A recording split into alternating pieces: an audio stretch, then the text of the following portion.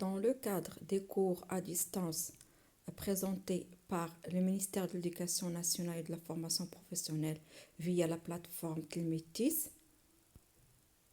nous vous présentons une séance de lecture, d'activité de lecture, un extrait donc du chapitre 2 du dernier jour d'un condamné de son auteur Victor Hugo, module 3. L'extrait commence par Je me levais jusqu'à Je m'appuyais au mur pour ne pas tomber. Avant de consulter le cours, il faut d'abord lire l'extrait à plusieurs reprises. Vous faites bien sûr une lecture silencieuse.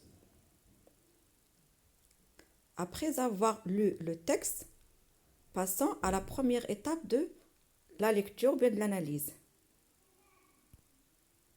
Commençons par la situation du passage. Alors, afin de bien situer ce passage et pour vous aider à le faire, nous allons vous poser un ensemble de questions. Une fois donc on a répondu aux questions, on va faire une petite récapitulation pour avoir un petit passage ou un petit paragraphe dans lequel on se situe. Première question, d'où a-t-on extrait le texte? Donc c'est un extrait du dernier jour d'un condamné à mort, le roman à thèse de son auteur Victor Hugo. Deuxième question, où se trouve le condamné à mort dans cet extrait? Il se trouve à la conciergerie. J'aimerais vous faire une petite remarque ici. Pour tous les extraits du dernier jour d'un condamné à mort, si vous voulez situer, avant de dire quoi que ce soit, il faut mentionner où se trouve le condamné. Est-ce à la conciergerie comme c'est le cas ici, à Bicêtre, à la place de Grève, à l'hôtel de ville, etc. C'est-à-dire les différents lieux par lesquels passe le narrateur. Question 3. À quoi assiste-t-on depuis combien de temps? Ou plutôt, à quoi il assiste? À quoi il assiste? Il assiste à son procès depuis 3 jours. Question 4. Qu'est-ce qu'elle a pu faire la nuit précédente? Il a fait un profond sommeil. Dans les 2 premiers jours de son procès, il n'a pas pu dormir.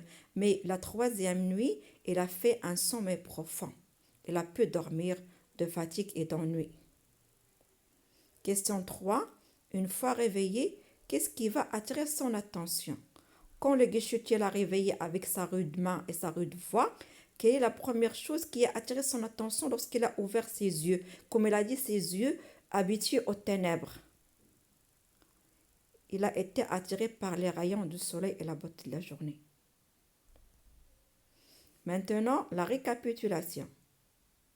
C'est un extrait du dernier jour d'un condamné de son auteur Victor Hugo, bien sûr un condamné à mort. Le condamné est à la conciergerie. Il assiste à son procès depuis 3 jours. La veille, il a pu faire un profond sommeil.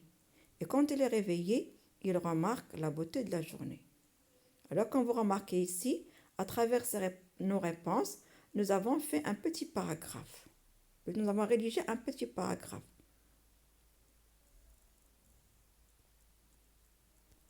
Passons à des questions de compréhension.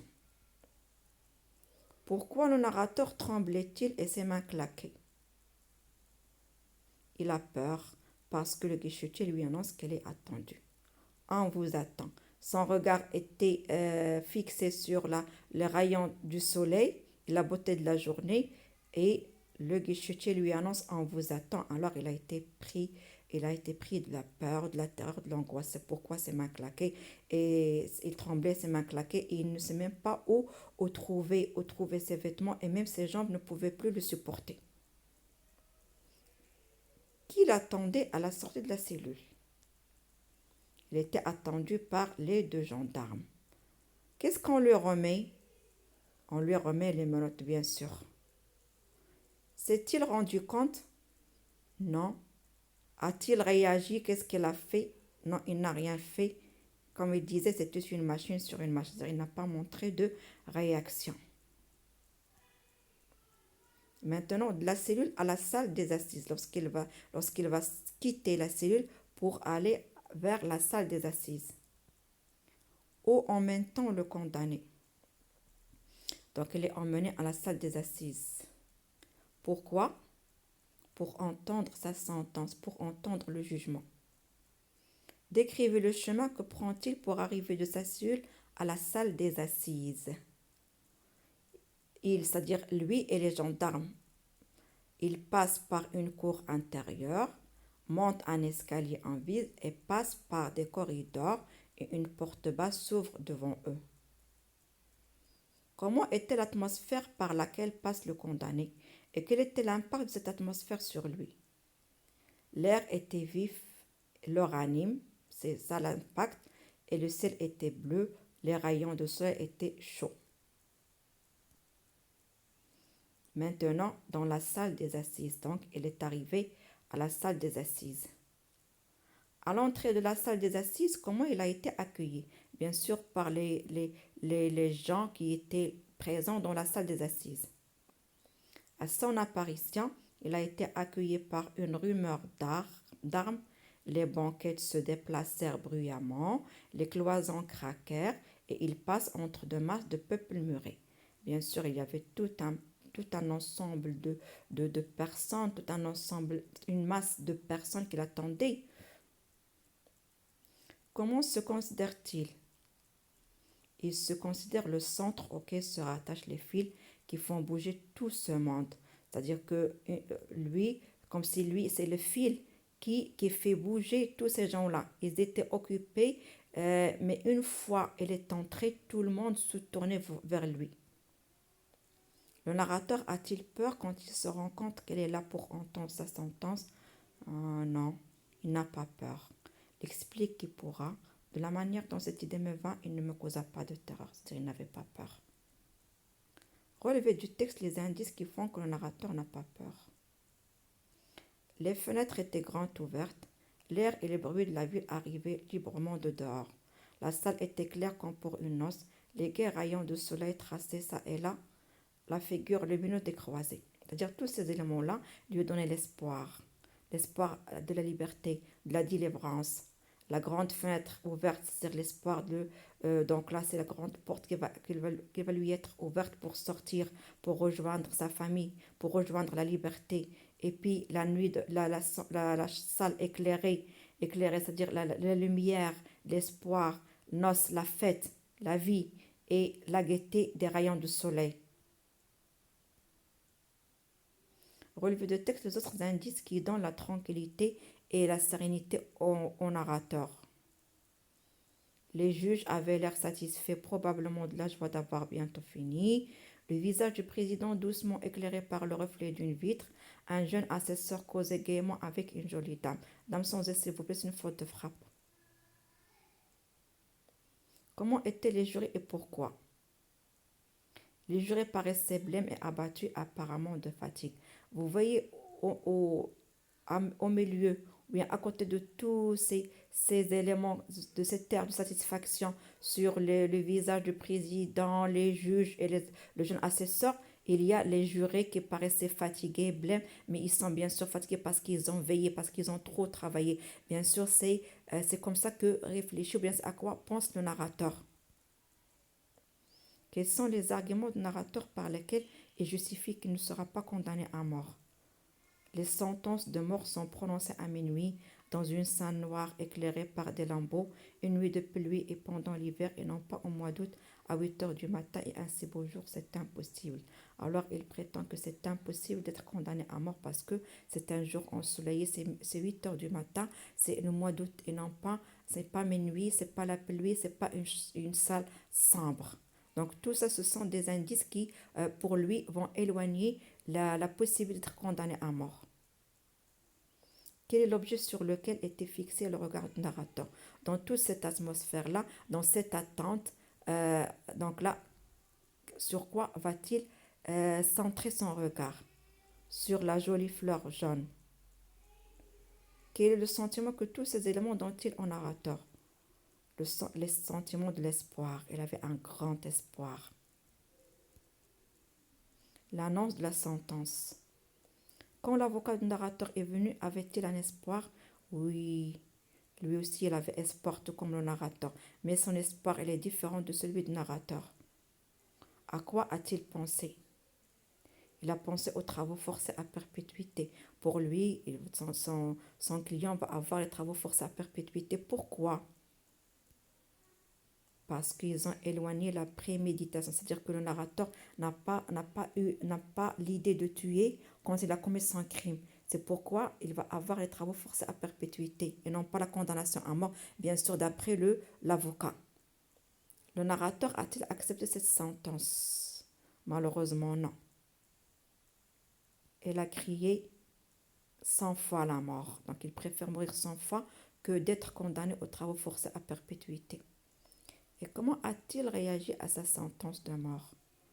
Vraiment, c'était le choc, le grand choc. Il a été très choqué. Une sueur froide sortit de mes membres.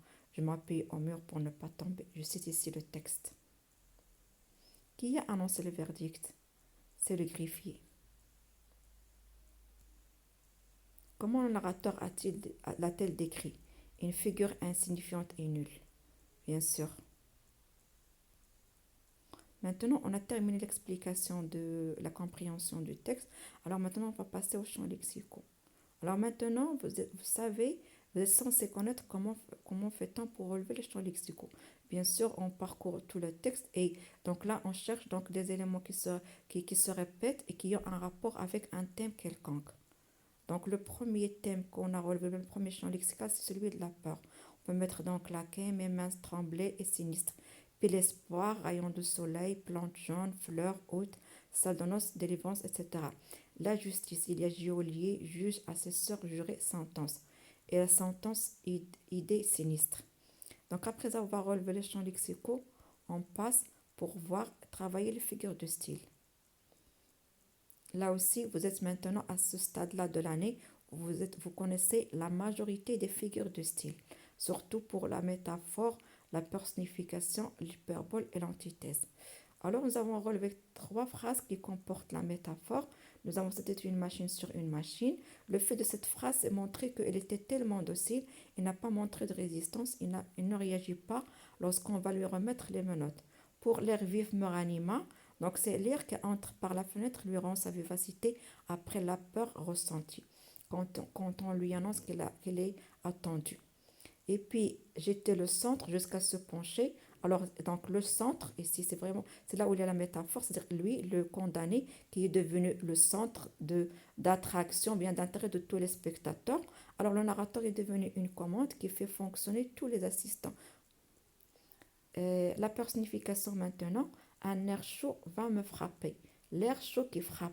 La chaleur de l'air sur son visage le réveille de sa stupeur. Et puis, l'antithèse avec sinistre et des sinistres et gracieuses sensations. Le narrateur, à travers toutes les belles choses sur lesquelles il s'est fixé, la mort n'a pas de place. Puis pour l'hyperbole, 100 fois la mort. Alors il préfère mourir que d'être condamné aux travaux forcés. Venons-en à la tonalité. Donc à partir de ces champs lexicaux, alors là on peut relever 2 tonalités. La première c'est la tonalité lyrique et elle réside bien sûr là où il y a l'espoir. Par exemple, en face de moi, une grande fenêtre était grande ouverte, la vie, puis le passage jusqu'à cet impossible, on a le lyrique. Le narrateur se voit déjà libre et garde espoir.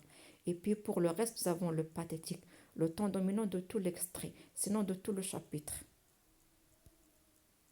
Arrivons à la dernière partie de travail, c'est la synthèse.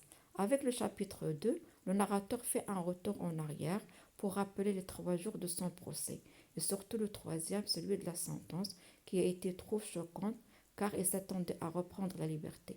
D'où l'amalgame de 2 tonalités, le lyrique qui met en valeur cet espoir et le pathétique qui retrace la souffrance, la peur, les espoirs du narrateur. Et merci pour votre attention.